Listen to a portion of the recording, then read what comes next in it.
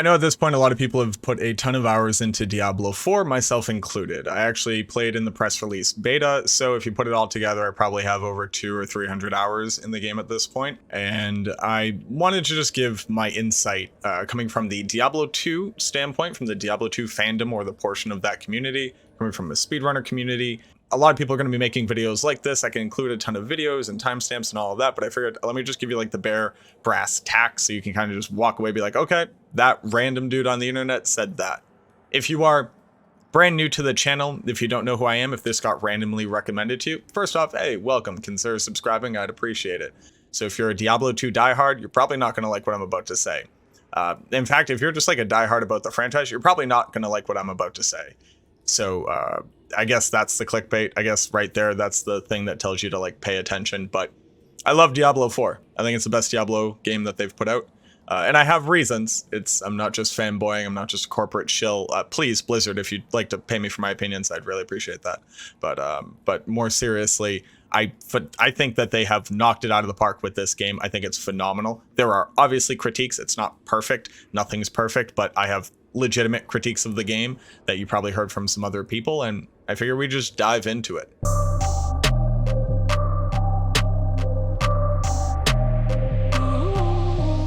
So I'm going to start with the bad, just so that I can at least pull some of you back in, buy you back into the fact that I'm trying to make good faith arguments here. One, there are like legitimate issues with how the game loop is going to work that I'm concerned about. The one that most people have been talking about is dungeons, and I think the dungeons are fantastic. They're procedurally generated. For some reason, we're pretending as if everything in Diablo isn't just reusing of the same tiles and it being procedurally generated. People think that the Act 3 maps in Diablo 2 are like absolutely ridiculous in this weird chaotic maze. They follow a 2x3 pattern that you can follow and count tiles, and you can literally never get lost every single time. It's not magic, it's just not necessarily knowing how it's working. Here, there's less magic and more knowing how it's working. We're literally smarter gamers.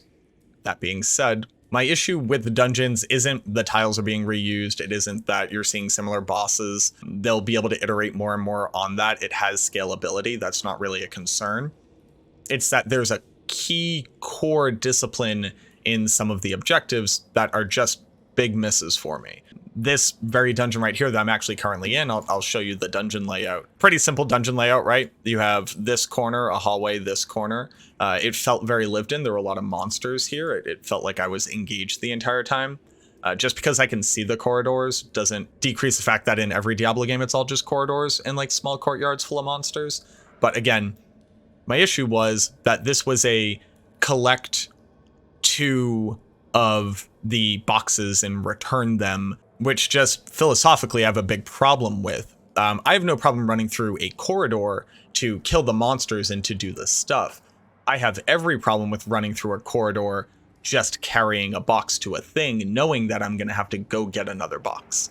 Everybody is saying this. It's not unique. I'm not trying to claim like I've invented this concept, but it is truly like one of the few pieces of just like inarguably damning evidence against the design of how dungeons are currently working. I like almost every other dungeon quest, for all intents and purposes, dungeon objective. I do have a problem with kill all the monsters dungeon objective because there are monsters that like spawn in, they have animation times to spawn in, and they don't immediately show up on your map. There's like a lot of ghosts that come materializing into the world, but they don't immediately show up on the map as a red indicator, so I don't know that they're there, and I'm too busy running down the corridor trying to get to the end. So when I turn around and I realize that I'm missing a monster and I have to go find a single red blip that just so happened to be a skeleton that crawled out of a pot I cracked. To these two ends, I do have fixes. You know, I'm not just going to lambast the game. The kill all monsters should be a kill percentage monster, requiring the player to kill the vast majority of monsters, prioritizing elite monsters, which is what you do in every other dungeon when you don't need to kill every single monster, because it doesn't make sense to waste your time killing small monsters when they're not going to definitely drop you items and they're mostly just a waste of time or fodder. For the bring the two back to the center, once I have found an objective in a dungeon, being able to teleport to checkpoints or dungeon objectives helps me to not feel penalized for playing a character who does not inherently have movement speed buffing skills. My Barbarian can't zip around. I have a movement speed increase ability. Since I'm playing on controller, leap is not actually a mobility, and charge is also not really a great mobility skill, and I can dash twice. So when I pick up the box and now I need to run through the corridor carrying it for an exceptional amount of time, not fighting any monsters, I feel incredibly penalized. If I pick up the box and I have found the drop-off point, I should be able to teleport to that drop-off point as long as I have traversed the area that was required. My next issue is with controllers. Oddly enough, controller gameplay is phenomenal in Diablo 4. I'm playing on PC. I'm on a Windows computer. I'm using an Xbox 360 controller with a USB port, and it's phenomenal. I love playing on controller. It's absolutely wonderful. But I want to show you the issue that I have with it. So let me go grab my controller and let me respec to grab the skill leap. So I think that menuing, I think that going through your inventory, dealing with settings, all of that on controller is fantastic. I really, truly enjoy it.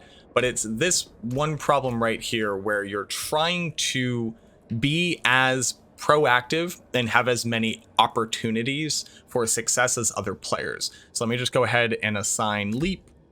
We'll assign it here, sure. So I'm going to run to this right here. I'm going to jump to the right. I'm doing this on a controller currently, and I have messed with every single setting. Nothing changes this aspect of the game. So let me just go ahead and use the skill and you'll see. So run up to the pillar, I'm going to jump straight to the right, and that is as far as I move.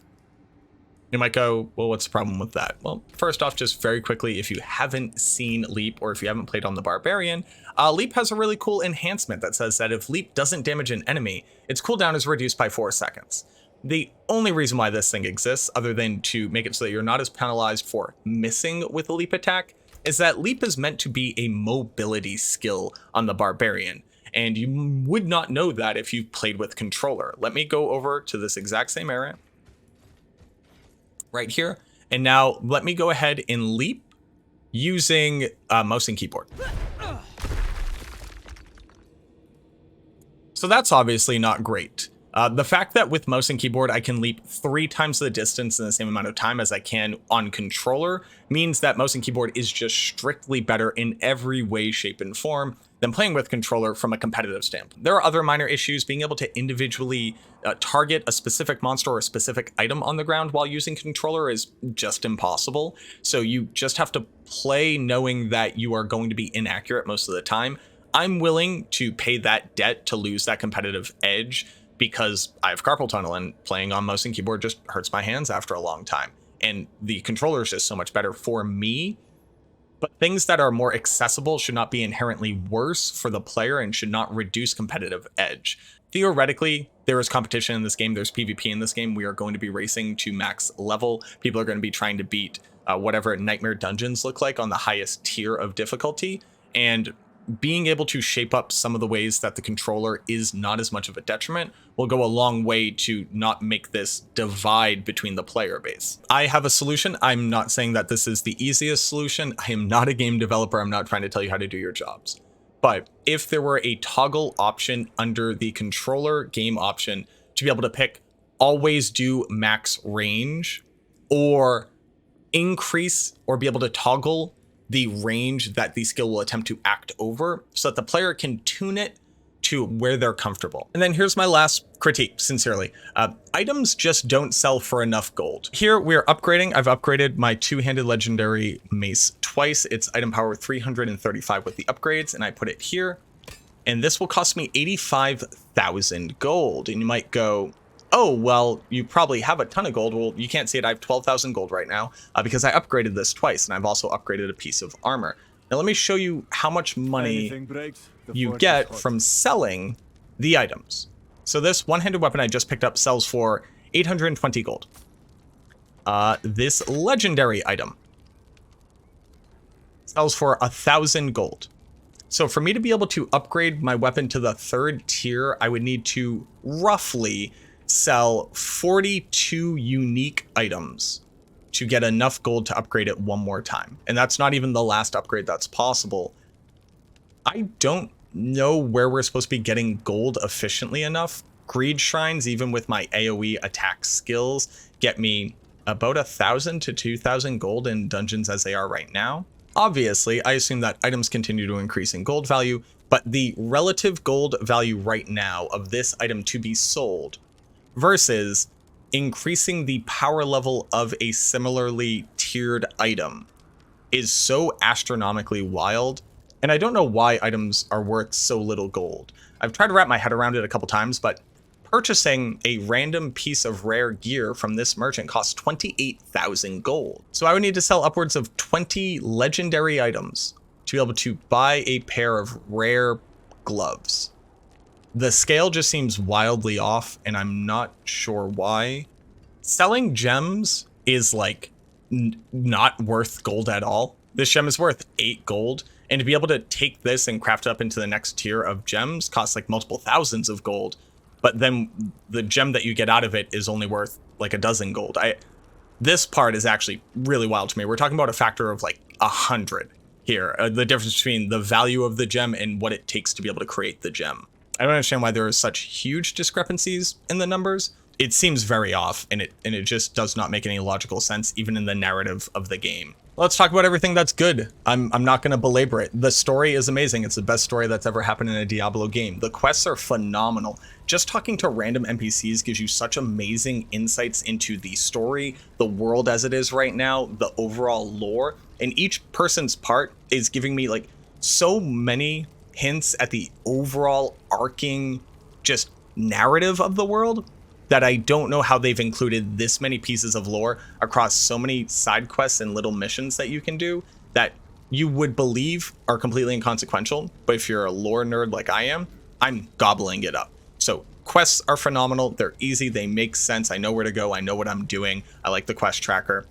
The story is phenomenal. The atmosphere, this is the best atmosphere in a Diablo game ever. This game has created the atmosphere that your nostalgia tells you Diablo 1 had. Sincerely. Anybody who says otherwise, I just don't know what Diablo games that they're playing.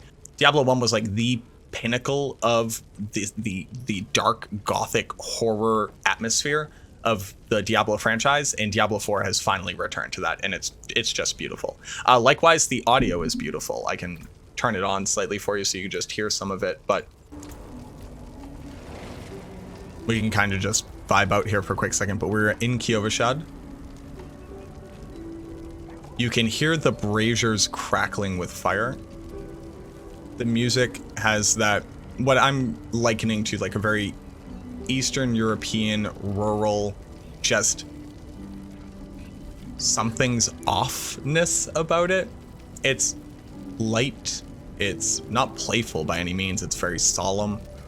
It feels like it wants to tell you something that it can't, which is perfect for Kyovashad. It's a city that literally sits under the iron rule of the Church of Inarius that is playing at being a humanitarian effort while simultaneously damning all of its citizens to almost literal starvation.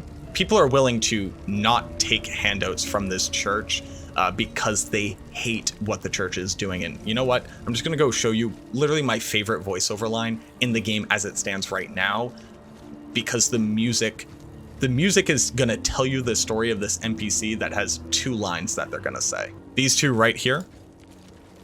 You have Hezelki.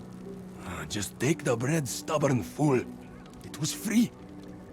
I don't need a handout from those cathedral bastards. That is wildly powerful. And they're just here.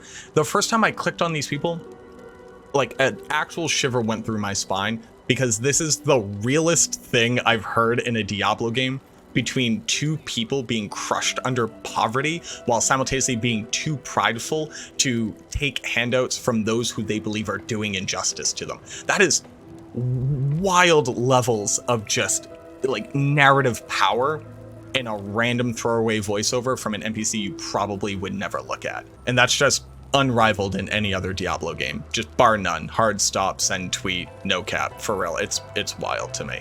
It's just like how powerful that is. Gameplay is great. I'll go ahead and toss up some gameplay right here just so you can see it.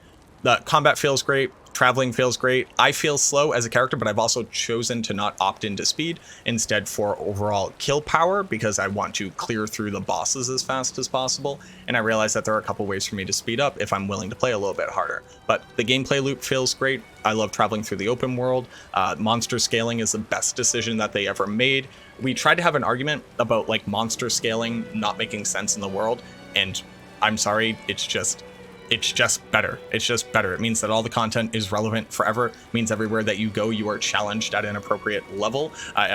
Also, there is just content that is higher level than you. The world bosses are just higher level than you. They don't scale to you. The strongholds are just higher level than you. They don't scale to you. And there are inevitably going to be like required progression quests and act boss killing quests that are going to have some type of minimum requirement, so you won't just be able to roll through and have everything scale with you. The game doesn't scale down, the game scales up with you. So it's always worth your time to fight the monsters. The choices that I'm making in combat feel amazing.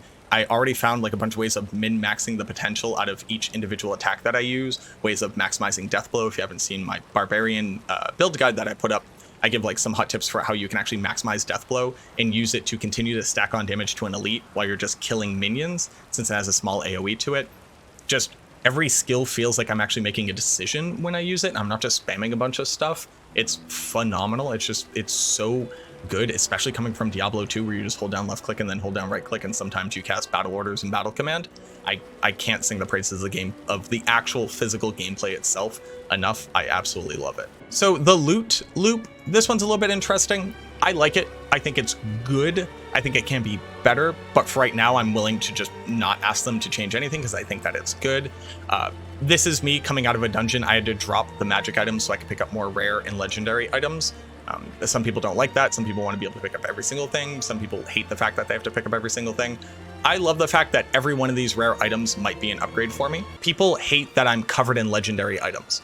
The issue with that critique is that a legendary item is just a rare item with a legendary aspect on it. These gloves, if you look at them closely, you'll see that they have 3 affixes, the 3 dots right there.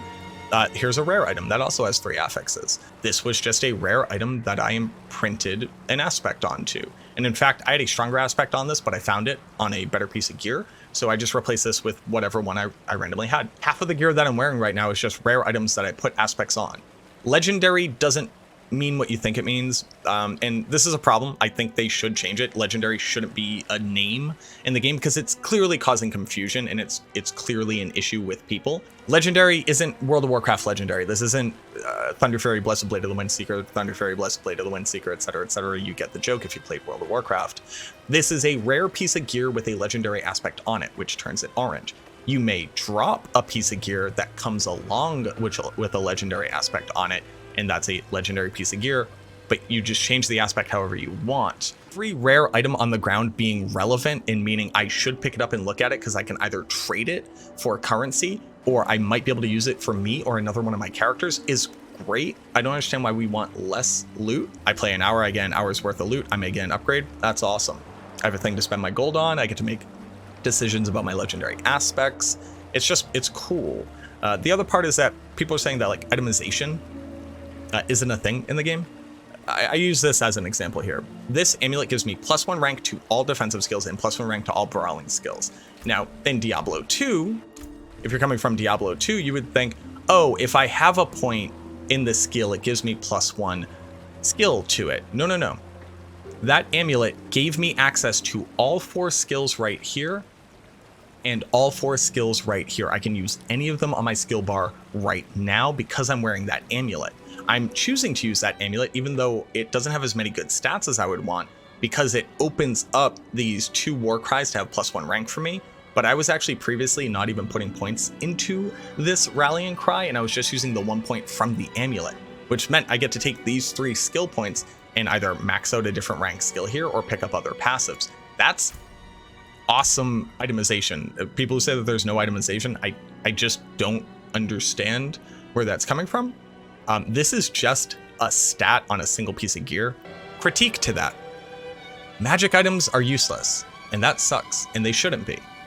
Somebody in chat actually pointed out something that I think could be a cool option for them is that if magic items could receive more sockets than rare or legendary items. So while you won't get as many stats and you can't turn them into a legendary piece of gear by putting an aspect on them, you would be able to customize them with gems to get more niche stats that you otherwise couldn't get on those gear pieces. And I like an approach like that, where magic items are not as strong, but they can fulfill niche itemization choices. Skill tree. I saw people saying that like skills are not really like impactful, and that when you level up and get a skill point, it's not impactful. I find it difficult to empathize with this concept. The skill tree is phenomenal. It's great.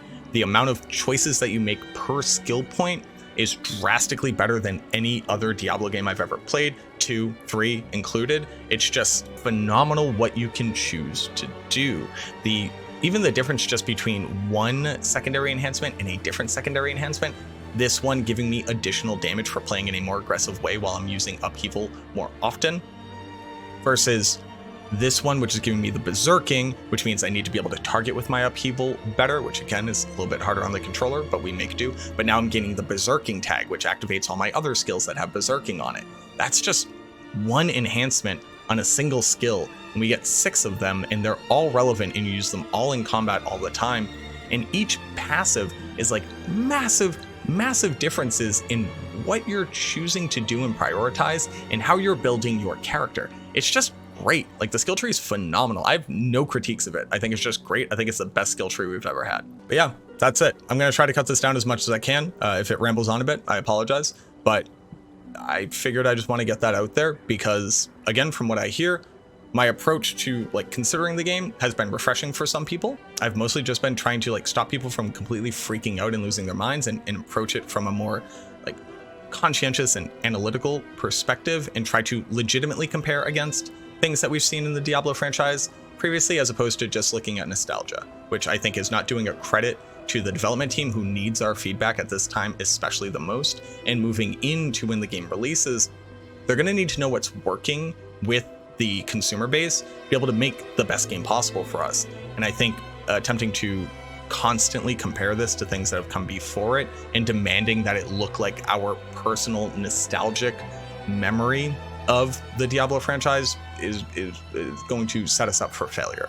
So if you agree, let me know down in the comments. If you hate my takes and you want to absolutely just like burn me, let me know in the comments. I'd love to hear from you.